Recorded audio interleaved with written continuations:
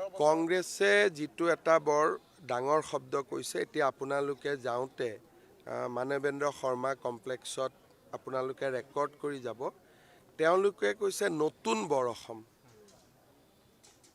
নতুন বৰ অসম মানে কি? বৰ অসমটো স্বৰ্গদেউ চাওলুং চুকাফাই 600 বছৰ আগতে 1200 খ্ৰীষ্টাব্দতে নিৰ্মাণ কৰিলে। নতুন মানে কি? তাৰমানে চাওলুং চুকাফাৰ বৰ অসমখন নহয়। নতুন বৰ অসম মানে কি?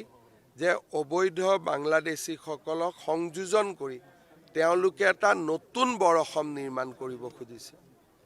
মই আজি ইমান দিনে দেখা নাছিলোঁ। আজি ইয়ালৈকে আহোঁতে ফট কৰি ৱালখনলৈকে মোৰ দেৱাল লিখনটোলৈকে চকু গ'ল আৰু ইমান এটা ডেঞ্জাৰাছ ৱাল লিখন লিখি থৈ দিছে, আপোনালোকৰ কাৰো চকুত পৰা নাই। এইটোৱে ডাঙৰ কথা। বৰ অসম নহয়, নতুন বৰ অসম। মোৰ যদি ভুল হোৱা নাই, এতিয়া আপোনালোকে গৈ চাব পাৰিব। এইটো এটা কিমান ডাঙৰ কথা। নতুন বৰ অসম মানে কি? যে যিসকল বিদেশী সোমালে, বাংলাদেশী সোমালে, তেওঁলোকক লৈ আজিৰ পৰা বৰ অসম এখন হ'ব। কিন্তু আমাৰ বৰ অসমখন হ'ল 600 বছৰ আগতে স্বৰ্গদেউ চাওলুং চুকাফাই নিৰ্মাণ কৰি থৈ যোৱা বৰ অসম।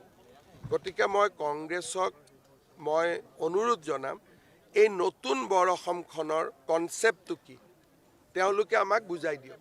কংগ্ৰেছে যিটো এটা বৰ ডাঙৰ শব্দ কৈছে, এতিয়া আপোনালোকে যাওঁতে মানৱেন্দ্ৰ শৰ্মা কমপ্লেক্সত আপোনালোকে ৰেকৰ্ড কৰি যাব। তেওঁলোকে কৈছে নতুন বৰ অসম।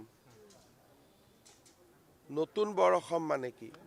বৰ অসমটো স্বৰ্গদেউ চাওলুং চুকাফাই 600 বছৰ আগতে 1200 খ্ৰীষ্টাব্দতে নিৰ্মাণ কৰিলে। নতুন মানে কি?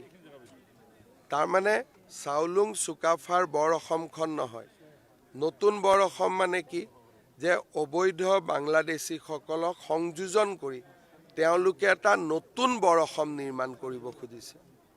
মই আজি ইমান দিনে দেখা নাছিলোঁ। আজি ইয়ালৈকে আহোঁতে ফট কৰি ৱালখনলৈকে মোৰ দেৱাল লিখনটোলৈকে চকু গ'ল আৰু ইমান এটা ডেঞ্জাৰাছ ৱাল লিখন লিখি থৈ দিছে, আপোনালোকৰ কাৰো চকুত পৰা নাই। এইটোৱে ডাঙৰ কথা। বৰ অসম নহয়, নতুন বৰ অসম। মোৰ যদি ভুল হোৱা নাই, এতিয়া আপোনালোকে গৈ চাব পাৰিব। এইটো এটা কিমান ডাঙৰ কথা। নতুন বৰ অসম মানে কি? যে যিসকল বিদেশী সোমালে, বাংলাদেশী সোমালে, তেওঁলোকক লৈ আজিৰ পৰা বৰ অসম এখন হ'ব। কিন্তু আমাৰ বৰ অসমখন হ'ল 600 বছৰ আগতে স্বৰ্গদেউ চাওলুং চুকাফাই নিৰ্মাণ কৰি থৈ যোৱা বৰ অসম। গতিকে মই কংগ্ৰেছক অনুৰোধ জনাম, এই নতুন বৰ অসমখনৰ কনচেপ্টটো কি তেওঁলোকে আমাক বুজাই দিয়ক।